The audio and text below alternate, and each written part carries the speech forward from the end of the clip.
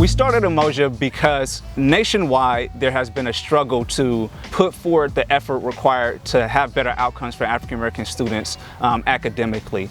And so Berkeley is not absent of that issue as well.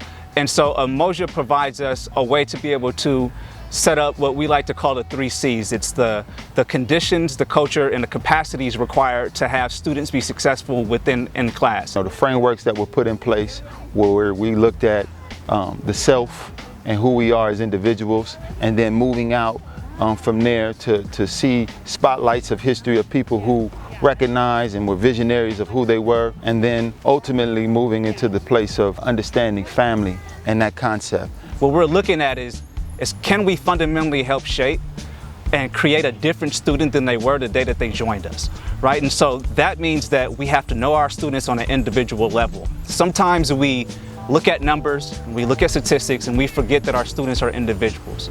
Black students aren't a monolith. They come with different personalities and they're completely individuals. And so we have to know our students on the individual level.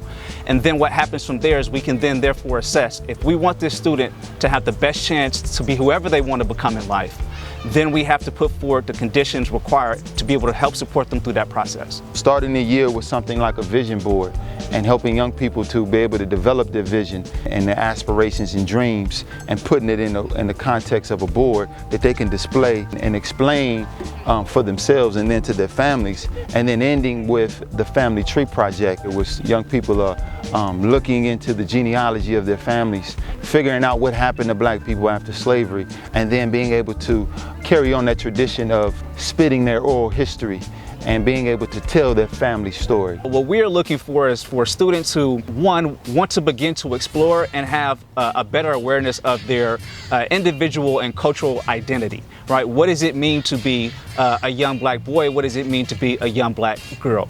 What does it mean to, in the context of the school environment in which I attend, how do I dream? How do I set some goals in place for myself and then begin to be able to work through a process with that? How do I begin to build some confidence around who I am, knowing that I can look back in the past towards my ancestors and the greatness that they had accomplished, and use that as a springboard and to launch self-confidence and awareness within myself to move forward. One of the things that I taught this year was the idea and the concept of the greatest genius to ever exist. And I asked the students, do you know who the greatest genius marked in history to ever exist? And many of them raised their hand and said Albert Einstein, not even knowing that Imhotep, the multi-genius who helped create the step pyramid, who helped put together Pythagoras' triangle theorem thousands of years before Pythagoras, who was worshipped and was well respected in both Greek and Roman society, right? He was a black man. He was a genius. And they understood that they come from a legacy of geniuses. It began to change their perspective about what a genius is, and that connection to themselves of how geniuses were birthed in Africa. Black history and black culture doesn't just exist with black men.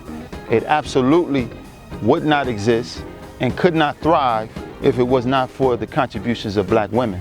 Just their faces when they learn information as it relates to the legacy and the celebration of black history and culture that they had no idea, that they felt, they always knew that it was there, but couldn't quite explain that connection. So this idea of creating a counter narrative, right? Slavery is oftentimes for our young people the first contact that they have when learning about their history. What we teach in Umoja is that slavery is an interruption to African history. African history is vast, and getting our young people to understand that slavery is a small window to a much larger scale of understanding of things that existed in the diaspora. We want our kids to, one, be confident, meaning that they believe that they can accomplish anything that they set their ambitions to. We want them to understand and know that they actually have the capacity and the skill sets to be able to do that. As the students challenge themselves, they begin to walk differently. They begin to talk a little bit differently about their abilities. They begin to take more risk and be vulnerable in the classroom. The way that we engage in the educational process is it's communal, right? It is with the family involved. Community engagement and making sure that the parents are aware, making sure that the parents are conscious, keeping them in the loop, having them be advocates for not only their children, but for the concept of preserving the culture and history that exists within African American culture, I think has been the biggest support and making sure that Umoja thrives.